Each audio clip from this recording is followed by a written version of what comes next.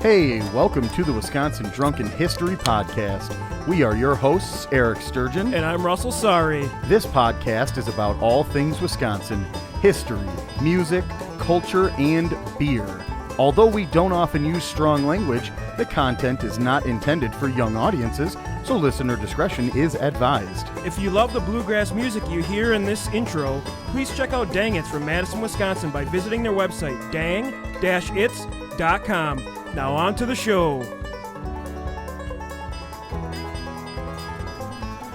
All right, hey everyone, and welcome back to the Wisconsin Drunken History Podcast, your weekly dose of the Dairy State. I honestly cannot believe that it is episode number 40 right Crazy. now. It seems like, honestly, just yesterday that we were amidst this weird pandemic and deciding, hey, let's build a podcast. I mean, we were literally building acoustic sound panels in my garage. Yeah. And just sort of dreaming of the idea that we could maybe put something together, remember? Yeah. I mean, it seems like not that long ago, and now we're in episode 40. Yeah. So. And hey, we've been trying to chug along every single week as we go. So it's been awesome. We really hope that you all are enjoying this as well as much as we are, because we're sitting here having brews, talking banter back and forth and just being our normal selves. And we've just sort of invited you into our lives as well. And the history aspect, we hope you're learning something along the way, For sure. I mean, not everyone's going to love the history, but, we got the music, we got like comedy, we got interviews. So we really hope you enjoy this podcast. We going into all-inclusive Wisconsin podcast. There's something for everyone. Right. I like to think. As always, please like, rate, review, subscribe, share, comment, do all the things. We honestly, we enjoy hearing from you. Any of the comments that we end up reading are helpful in their own way, whether that be a little bit of criticism saying, hey, make sure to say an Italian name right. Or, for sure. All the way to, hey, we really love it. Keep doing it. That was a total flop. Probably our biggest flop. Hey, that's fine. It's cool, though. I mean, it happens. We got a 1-star probably from someone from Illinois. I'm not going to lie to you. Hey, Apple we can blame it on them for sure. All right. So really, this is just an additional way that you can help us when you like, rate, and you subscribe and stuff. Just it really helps us as we're a small independent podcast. We're trying to keep everything afloat ourselves, and also remember to go check out our TeePublic. Simply search Wisconsin Drunken History.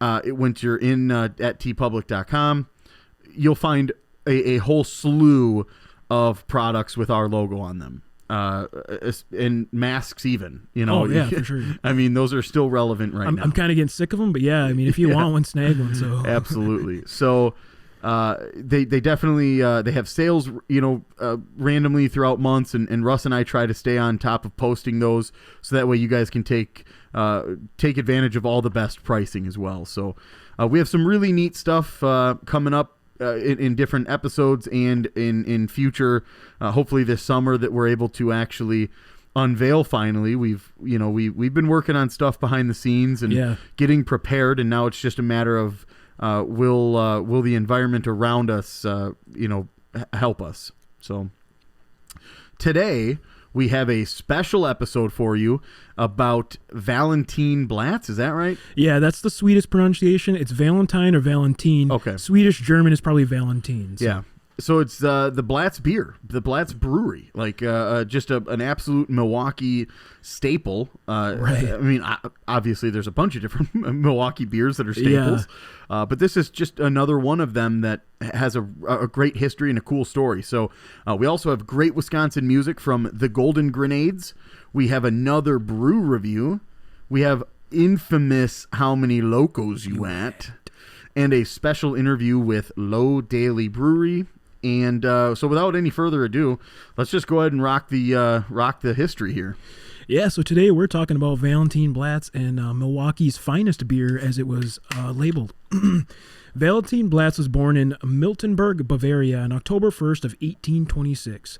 While living there as a child, he worked for his father's brewery and learned the trade. In August of 1848, he decided he would move to America, where he would eventually land in the Milwaukee area in 1849. He worked as a foreman in a local brewery and decided he wanted to start his own. Due to him knowing the brewing trade and all the knowledge, immediately he opened the Blatz Brewery in 1850, right next to the Johann Braun Brewery. The Braun Brewery, man. It's like a legendary site in Milwaukee. Ryan Braun Brewery? yeah, home running it, maybe. Upon Braun's death in 1852, he also acquired that brewery as well. That year, he produced 350 barrels of lager that was distributed locally only due to the short lifespan of beer at the time period. And a little side note on that, this before like the pasteurization of beer and stuff. So the yeast and the bread would actually start to spoil and mold. And I know like with homebrew, it's kind of the same thing. I don't really have a way to pasteurize. So it's like I have to drink it home locally and keep it refrigerated. So. And what would you say, like for our homebrew stuff, what is the shelf life of something like that? Well, you figure you got about 4 weeks of fermentation. You're going to kind of want to let it sit and clear up a little bit and get that gunk out of there. And then once you get it in the refrigerator, you probably got a good couple months on it. I mean, not that it lasts that long in my household, but... Well, right, yeah, I mean... And when you're doing a half barrel, that's a lot of beer, man. It's like 15 gallons of beer. So you definitely get a lot of beer out of that. So that just puts in perspective, what kind of shelf life we were talking about even back then. Yeah, exactly. So they continued striving in the Milwaukee area, producing about 16,000 barrels in 1868, which is a pretty large jump from 350. I'm just going to throw it I mean, I could probably drink it. Yeah, you know what? Just lay next to the barrel and just go right into the old mouth key. Just give me a straw. A massive increase in production, with the slogan stating Milwaukee's finest beer, as mentioned before. Blatz also became well known as he had become a prominent person promoting the railroad systems being put in at the time, which are like the Soo lines and, what would today be like the Union Pacific and what runs on Amtrak today. He was also a large person in the real estate operations, president of the Second Ward Savings Bank from 1866 to 1894. He was alderman for Milwaukee from 1872 to 1873. And lastly, he was a member of the commission to organize the Industrial Expedition of 1880. I mean, quite the guy, and he had his hands in a lot of Milwaukee's early development, which is pretty cool for a brewery owner, Yeah, I mean, it also helps you to recognize that it's not just about him producing beer, and he did a lot more for the city than just got us drunk. Getting us messed up and twisted. Getting us hammered. Here are some of the most notable events that occurred within the life of the Blatz Brewery. In 1872, a fire occurred which destroyed most of the original brewery. However, it was not a total loss due to the changing brewing technologies, and this, probably having some insurance, this allowed him to have a more state-of-the-art facility and get newer equipment because times are changing. I mean, back then it was probably like open vat, old school technology, where today they have like the pressurized tanks that you see like at Miller and stuff like that, the copper pressurized tanks. Right. He was able to put in the first Milwaukee brewery to have a bottling department, which also allowed Blatz to be able to ship nationwide, as the bottles allowed beer not to spoil as quickly because you're encapsulating that carbonation in the yeast. So they're not going to spoil as bad. And plus, the brown bottles obviously don't allow a lot of light penetration through them. So yeah, that's why the bottles that are brown do, I guess they fight off that skunkiness more than some of the other ones that are able to penetrate light. Yeah. I mean, if you're going to have a Heineken, you're going to get light penetration, so you get that skunk flavor a little bit. If you ever drink one of those, or a blue bottle, St. Pauli's, or a green bottle, allows light. Even the ones that are in the clear bottles. Oh, yeah. You get way more light penetration on those. So you get that skunk flavor in the yeast and like just the tannins being released. So it was incorporated as the Valentin Blatz Brewery Company in 1889. Unlike his rivals Schlitz and Pabst, they did not participate in the Tide House system. In 1891, the business was partially sold off to an English syndicate to acquire more capital to run smoothly. Initially, they wanted to buy it all outright, but Valentin wanted to run the business his way. Valentin ran the company all the way up until his death in 1894, where his son Albert had taken over the company. In 1900, the company became the third largest brewer in Milwaukee behind Pabst and Schlitz. When Prohibition hit the businesses like them, they found a way not to shut their doors. Blatz made non-alcoholic beverages such as near beer or non-alcoholic malt beverages, malt syrups, which a lot of people used to make homebrew back then because they still wanted beer. They just didn't want to get arrested. So. And we talked about that on the Schlitz episode for sure. Exactly. That, once Prohibition hit, a lot of these brewers in the Milwaukee area, and really probably worldwide if we think about it, they were stricken with that immediate result of we need to pivot and do something else. A lot of them turned to that soda. We know Schlitz turned to some cheese products and things like that. And Pabst had the Pabst cheese. Pabst cheese, that's what it was. So they also made sodas and soaps. So can you imagine cleaning up your Schlitz with a Schlitz bar? Hey, I got the Schlitz going on. I need to clean up. I'd like to have a shower beer and a beer soap in the shower. You got to get the Schlitz off your butt. So in 1933, however, they were issued the permit to resume brewing, and due to them making near beer, they were pretty much ready to go from the get-go. Yeah, they didn't have to convert anything back. It was already ready to go. It's not like they ended the operation completely. They were still using some of those brewing They just don't need to boil off the alcohol and get rid of it, you know. So in 1958, the business was acquired by Pabst Brewing Company, which during this time was the nation's 10th largest brewer, and Blatz was the 18th largest in the nation. This all occurred due to the company violating the Clayton Act, specifically Section 7. The sale was voided initially, causing the original Blatz to shut its door in 1959. After the closure, Pabst still acquired the assets of Blatz. I mean, what a crazy thing for Blatz, and probably financially devastating to Albert, and probably sad to leave his dad's legacy in shambles. I mean, I'd hate myself for a while after that, you know? Yeah. So, but Blatz would continue to be passed around as an asset, and in 1969 was eventually sold to the G. Heilemann Brewing Company. Then was again passed to the Stroh Brewery, which we know Stroh's, so I've definitely drank some of those cheapies. Yeah. So it would make a full circle, and on February 8th of 1999, the beer was not doing well and started to fall back as not a great beer. In 2000, after the brand was basically gone, the Stroh's Brewing Company sold its labels and all its brands back to the Pabst Brewing Company and the Miller Brewing Company, who subcontracts Pabst, and they actually brew it still in Milwaukee. It's just a subcontract. Pabst is actually in California, if nobody knows that, but it's still made in Milwaukee. The beer is it's like contracted through Miller. Right. So yeah, and I know that contract's going away as well, even. Exactly. And, you know, I think I've had some Blatz, like the recent release, and it's actually pretty good. Yeah. It's actually not bad. It's close to the original recipe. I don't think I've ever had the 70s. Obviously, I'm too young for that, but yeah, I've had some stuff when as a kid growing up. It sounds messed up, but yeah, I used to tank beers from my grandpa's fridge. I was just going to say, I think it all depends on what. I mean, if you were in Wisconsin in the time, I mean, yeah, absolutely. All of us tried beer or some sort of liquor at a young age. More than likely, if your parents drank, there was a great chance of you having something. I remember one beer my dad used to buy was called Black Label. It just said beer on the side of it. It was a white with black text that said beer. It's called Black Label beer. So cheap and just. What if more products were just that straightforward? Yeah, right. Beer. Just toothpaste. Cheese. Yep. I mean, what a world we would live in. It'd be so much easier sometimes. Yeah. So the Blatz Brewery Complex, as well as the Valentin Blatz Brewing Company office building, are listed on the National Registers of Historic Places. The company's office have been converted into condos, which still sport the name on the outside of the building, and the bottling facility has been converted as part of the MSOE campus, and the office portion of the bottling facility has been converted into the School Alumni Partnership Center. So it's all been incorporated into Milwaukee still. That's awesome. Yeah, so the famous slogans from the label include Blatz, Milwaukee's finest beer, as stated before, Blatz, Milwaukee's favorite premium beer, and lastly, being sung in the words, "We're from Milwaukee and we ought to know, it's good old Blatz beer, wherever you go. Kegs, cans, bottles all taste the same." The beer was marketed directly against Pabst Blue Ribbon as being the working class blue collar beer.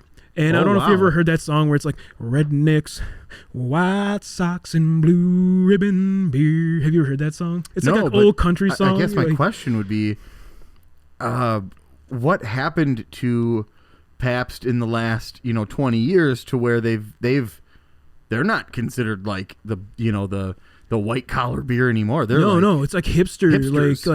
like I'm not gonna say classy, but like hipsters and like.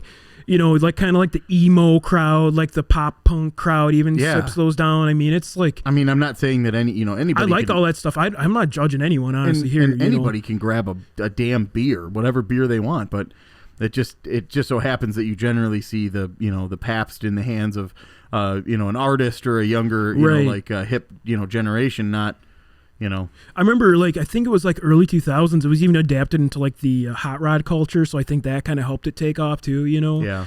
And kind of that not necessarily blue collar, but kind of that outside the normal, kind of your outsider. And it was kind of like labeled as that. So now it's become kind of the outsider beer for, you know, hot rods, hipsters, pop punk, punk rock, rock and roll, you know. How it has changed.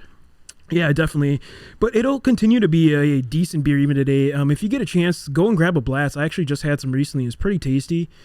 And we just wanted to bring light to just another one of our great brewers in our state. I mean, one of these days we'll do one on Frederick Miller, but a little funny story about Miller Park there. Me and my co-host here went to go film a little promo. Well, yeah, and we were at the Miller campus. Yes, we were on the Miller campus, and we didn't last about 5 minutes till we got security on us. Yeah, so, they were... And in light of, you know, more recent events there with the employee that, you know, went crazy for sure. I just think that they're trying to play it more safe. But we were right in front of the visitor center. Yeah, we didn't really do anything that would like cause alarm, I don't think. And it wasn't during a weekday. It was a Sunday, and we were trying to just get out there and record a really quick, you know. For those of you who have seen the promo video that we shot, I mean, each location was only a small little, maybe 10, 15-second thing. So, you know, the setup operation just took a little longer, and they didn't appreciate it. But yeah, definitely, that's going to conclude our episode. But stay tuned. We will do a Frederick Miller episode at some point. So definitely stay tuned. But we got way more for you, so keep an ear on. All right. Now on to the music segment. Woo. We've got a pretty cool band. They're pop punk, and then they play shows around Milwaukee. They've recently played a show, more recently played a show like in Watertown at a bar. These are the Golden Grenades. The song is "Why Can't Johnny Just Dance?" This thing will get you grooving. Check them out. They do have a Facebook. The SoundCloud, all of the different things, or the Bandcamp, they're all over the place. So wherever you can reach out to them, get their music, see where they're playing, because soon with the vaccine, we're gonna get some real live music shows. So this again is the Golden Grenades. Why Can't Johnny Just Dance?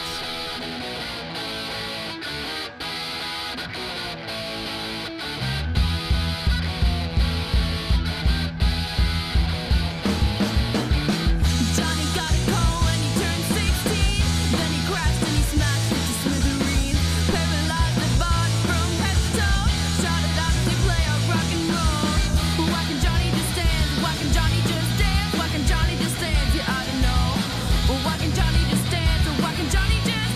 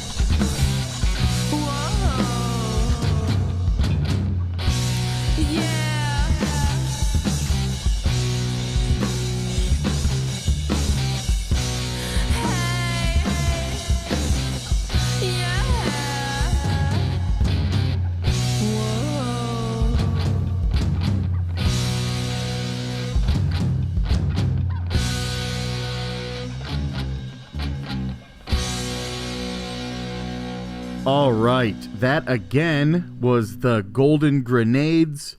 Why Can't Johnny Just Dance? That guy's just got to dance, all right? That girl can sing. That sounds amazing, man. They rip, dude. Yeah, we got to check out more of their stuff. They absolutely Definitely rip. check them out. Yeah, so, hey, definitely go to their Facebook page. Make sure to sort of monitor where they're going to be playing and what sort of things they got going on.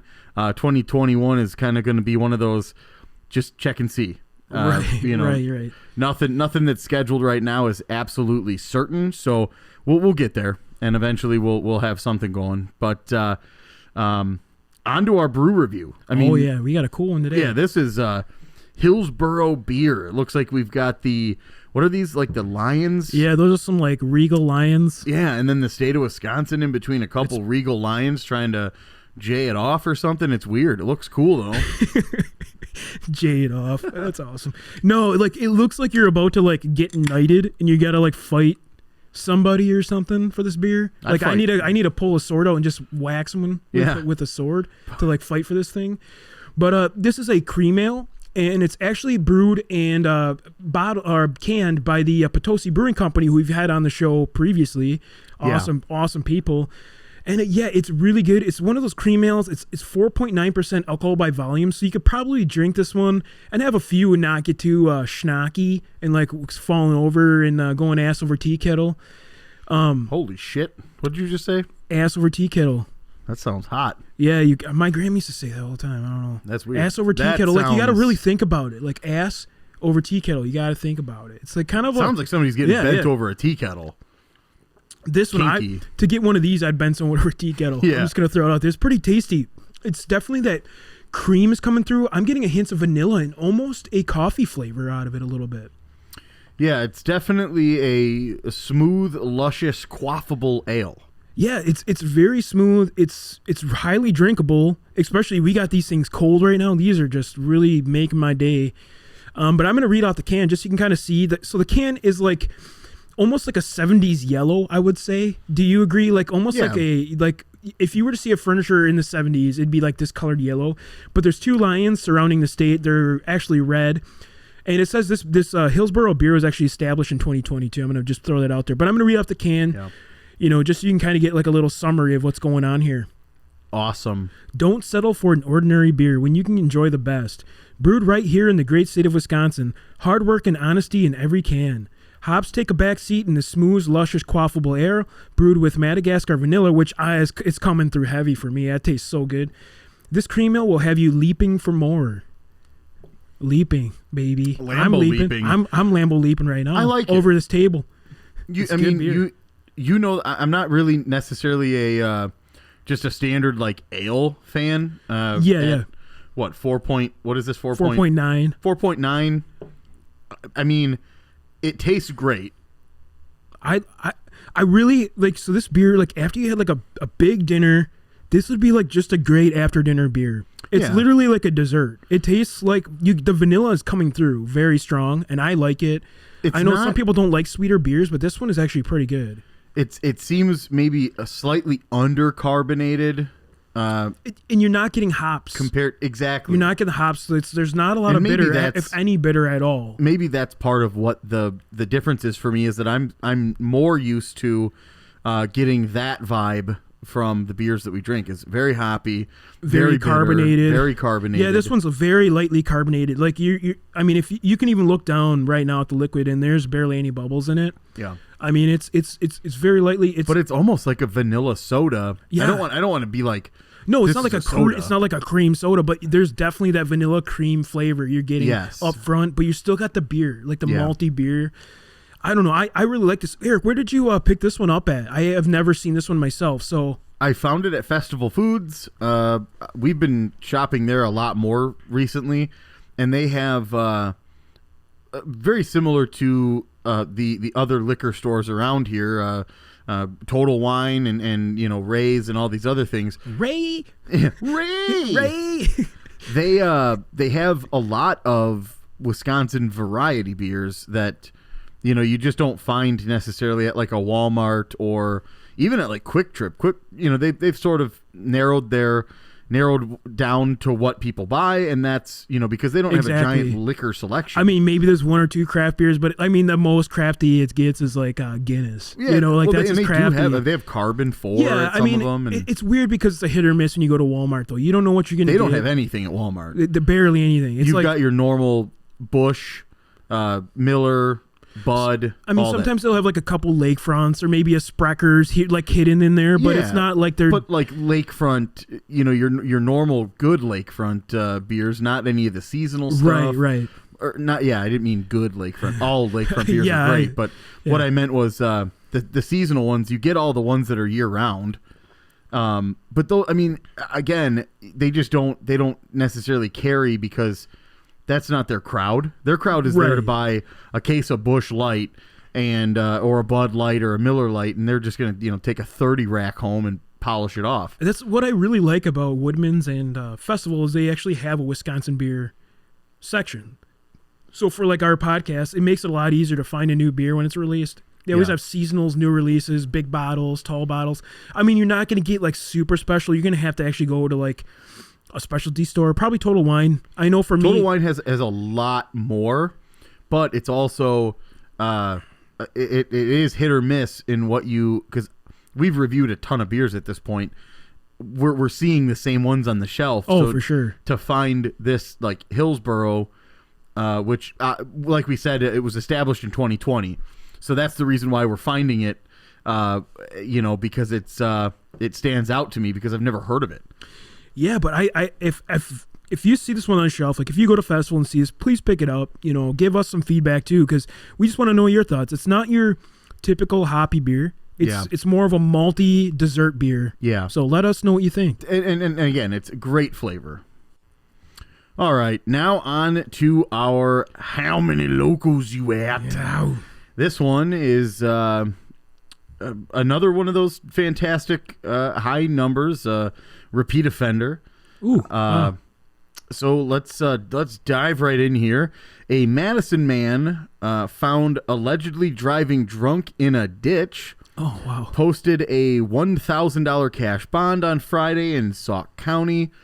This individual, who's 37, let's take the age into account here. He faces felony charges of 6th offense OWI, driving while intoxicated, and driving with a prohibited alcohol content. With a 6th offense, you have a alcohol content, a legal alcohol concentration lower than everybody else.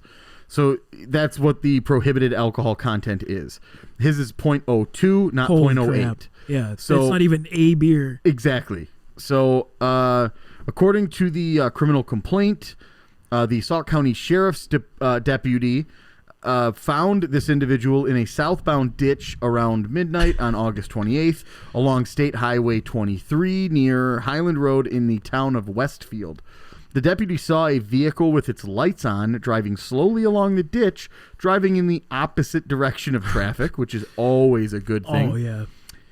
Man, I mean, come on, dude. He invented his own lane, dude. Yeah. Let's just be honest here. I'm gonna get in the furthest right lane possible. On going the opposite direction. Every other lane goes in a different direction, don't you know? And also including the ditches; those are lanes. Yeah. So when the officer shined a spotlight, according to the complaint, this individual turned off his headlights. He's trying to escape, but doing a terrible job here. That would be like me trying to hide from, I don't know, like my wife. And she sees me, and then I just put a blanket over me, and I say, cloak of invisibility, right? This guy's a fucking idiot. Hide behind a cardboard box, and your fucking ass and legs are sticking out. You can see my butt crack. Yeah, right. And you're not getting away, buddy. Sorry. So he turned off his headlights. So now he's not even visible. Invisible. Nice. He cloaked himself. Predatory technology. That's Four Loko thinking right there. Get to the job now. They spotted me. I better turn off my lights. According to the complaint, when the officer moved toward the vehicle, he could see tall grass moving, but did not see the suspect until he got out of the driver's side of the car and walked up to the shoulder of the highway. Oh, my God. So the individual allegedly told the deputy that he was driving to a friend's house when he swerved to avoid a deer and ended up in the ditch. According to the complaint, this individual also admitted to drinking beer while spending time at that friend's house in Reedsburg. Huh. I thought he was driving this to a friend's house, but he was at a friend's house and he driving, had beer. Right. Now he swerved to not hit a deer, and let's just be honest, he's drunk here. yeah. Oh. I mean, So let's be honest. A breath test. We do have this. Oh, nice. We got remember, some really he's good evidence. 37 years old. Yep. He's at a sixth offense, so that means so he has some tolerance. And his legal is .02. What did he hit? Breath test was .126. Holy smoke! Far and above the legal limit for him, and he's way past the legal limit for any other normal 21-year-old. The center line doesn't even look like the center line. It's like swerving all over. No, cross-eyed. it's a squiggly like, fucking line at this point. So he was arrested right at the he failed sobriety tests. He failed obviously the alcohol breath test. So he went directly to jail. Do not pass go. Do not collect $200. So he was convicted of the OWI and the prohibited alcohol concentration, all that stuff. Let's go ahead and, by the way, just so everybody's clear, this individual could spend up to 20 years in prison and fines up to $50,000. So he pretty much ruined his life in one night, man. I mean, just having a good time. I mean, he could also have his driver's license permanently revoked, with the stipulation that he would be allowed to reapply. Again, he wouldn't get it back. Right. He would reapply in 10 years. I'm just doing some math in my head. He's 37. Here. So 37 in 10 years. And here's the thing. Let's say he's convicted for 20. Right. Now it's 20 years. Yeah, for sure. So when he's 57 years old, he might be able to reapply to get his license back. Maybe. He better get a sweet Trek bike or something, because he's going to be 100%. Pedaling for a long time now. So he's going to want to invest heavily in Uber, because he's going to be taking it a lot. Let's review a few of the really quick facts. Sure. 37 years old. Yep. He is a sixth offender. This man blew a .126. Okay. He's in the ditch. His story is all over the fucking place. You know, the fact that he is a veteran means he can handle more liquor. So I'm just going to throw my loco out right now. Yeah. I'm guessing a 16 loco. So four cans. 4 cans of loco. What about you? I agree. I think 16 loco is a good choice on this guy. I think without hesitation, I knew it was somewhere in the high double digits of, for sure, that 16 to 20 range. I was gonna say 20, but at the same time, he's a veteran, and he got out of the car. He walked up and to he's the still thing. somewhat normal, but his he's still story is stupid as hell. Oh yeah, he turned off his headlights in order to try to be invisible. He's moving like a gazelle through the grass. You know? I'm willing to settle on the fact that this is a 16. He's still somewhat coherent, and it is what it is, right? Should we sound the gavel? 16 loco. All right, today we're here with Tim from Low Daily in Burlington, Wisconsin. How you doing, Tim? Pretty good. Yourself? Not too bad. Yeah, not bad at all. So we just wanted to get a little information about Low Daily, how you guys got started, and a little bit of information about the brewery. Sure thing. So we opened up here in Burlington. September 18th was our grand opening. My wife and I moved back here last fall to get this project started after being in Portland, Oregon for a couple years. I was brewing at Ecliptic Brewing there for a couple years. Before that, we were in San Diego. I was brewing at Carl Strauss. Oh, I've actually been there. That's a cool place. Yeah, that was the first my first brewing job. Started on the bottling line, ended up in the cellar, and then eventually brewer. And it was a great place to kind of cut my teeth and learn the trade. Awesome. Yeah, I know. We kind of grew up in the Elkhorn area. I was actually about 5 minutes outside of Burlington. I wish you guys were there when I hit 21. Yeah. Better late than never, I guess. Yeah, right. So we wanted to know, is there any brews you recommend us giving a shot at Low Daily? Yeah. Let's see. Our most popular right now is probably the Cowboy, or my hazy IPA. With what do we got in there? We got Citra, Mosaic, and El Dorado. I'm a big fan of my Vienna Lager. And let's see, just a couple days ago, I put on kind of a Christmassy beer. It's called Winter Hat. It's a lager that was partially soured in the kettle with some mulling spices, and finish it off with some cranberry. Awesome. Yeah, that sounds phenomenal. Yeah. So yeah, and we were going to ask too. So we haven't had a chance to actually go there, but a lot of our fans have been requesting you guys come on. It's kind of one of the newer breweries to pop up. I know with COVID things have been weird, but are you guys doing any events or any trivia or anything? No, we a few weeks back we switched for pickup only, so we don't have any seating in the tap room, and it'll probably stay that way for it'll probably be a few months.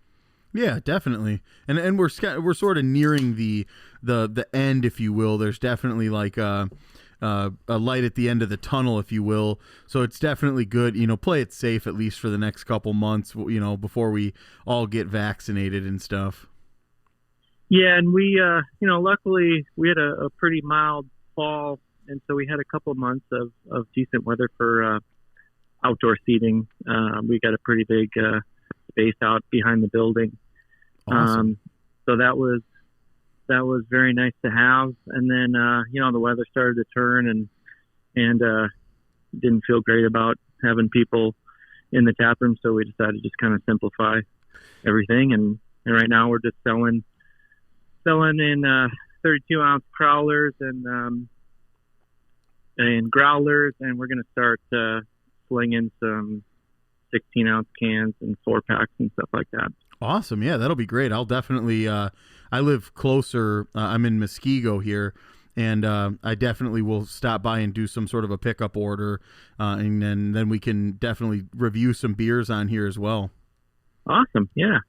So Tim, yeah, that's great. Before we let you go, we always ask our guests a few questions to find out how Wisconsin you are, and this one might be interesting because it sounds like you've been all over the United States. So yeah. We'll see if you've done these Wisco things. Oh my goodness, yeah, we'll see. I was born and raised here, but before moving back, I was out of the state for about 10 years, so I'm a little nervous right now. We'll see what happens. How I do. So the first question we got: what do you consider to be up north Wisconsin? Oh geez, it's a tough one. Yeah, up north Wisconsin. Man. Yeah, it's tough. Yeah, I don't even know. I always set the low ball. my initial go-to was always anything north of the Dells, and I definitely have been told I'm wrong on that. Yeah, man, I don't have a good answer for that. And that's okay. I'm kind of a little further up north. I always go to Highway 8, which is like around Rhinelander area, okay. I guess. All right, next question. Have you ever milked a cow? Yes, I have. Did you do it as a young child? Did you ever do it by hand? Yes. Extra points. Yeah, hey. Extra points, Tim. I never have. I've definitely had my fair share. Have you ever tailgated at a Brewers, Packers, or a Badgers game?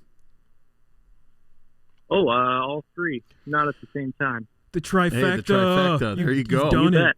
Awesome. That would have been extra points if you did it all at the same time. Yeah. Have you ever been to Summerfest, and do you have a favorite band?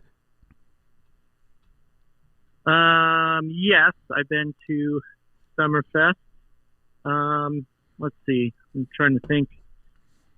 This has been a long time since I've been to Summerfest. Yeah, definitely. Favorite show? Man, nothing's coming to mind. Yeah, no, and there's always those reoccurring ones that happen just about every year, like Right. OAR and Third Eye Blind and stuff that we always go see. But there's been so many different bands that have performed there over the years, and we've all probably visited multiple times to Summerfest. So, and I think there was one year that Outkast was playing, and I didn't go, and I regret that. Yes. So we at least we have this. He did not like Outkast.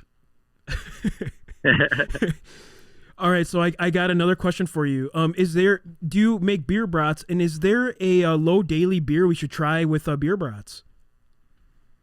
Ooh, let's see.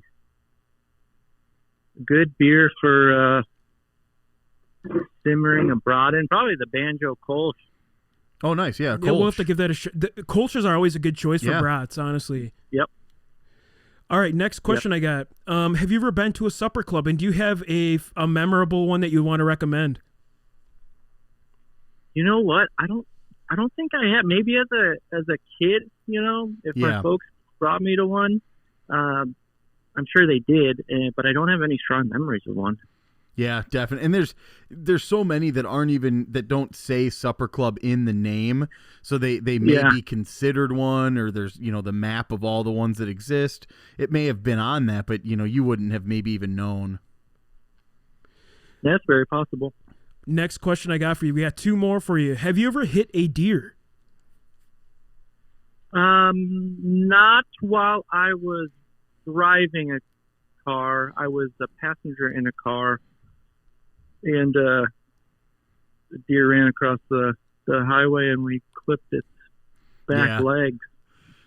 It's a memorable experience. You kind of don't forget, whether you're the driver or the passenger, what's happening when that goes on.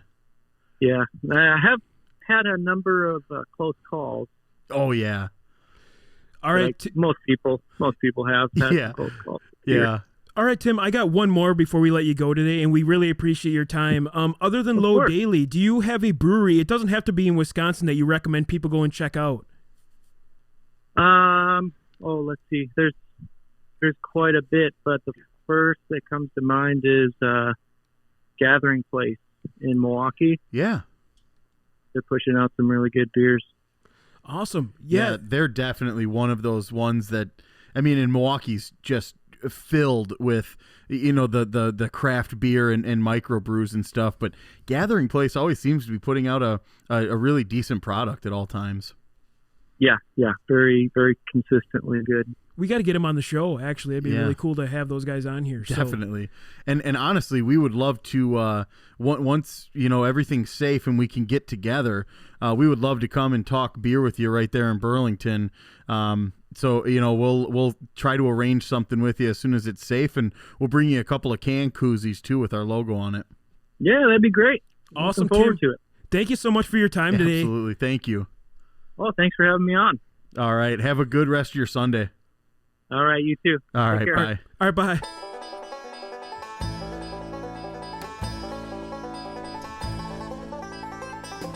All right, that concludes this episode of Wisconsin Drunken History Podcast. If you enjoyed this vulgar display of Wisconsin, please like and subscribe on whatever streaming platform you prefer. And remember to hit the bell on YouTube to be notified when we release new content. Also, if you have any suggestions or ideas for future episodes, please send us an email at widrunkenhistory@gmail.com or head over to our Facebook and Instagram pages. Thanks again for listening, and remember, as always, Watch out for deer on your way home.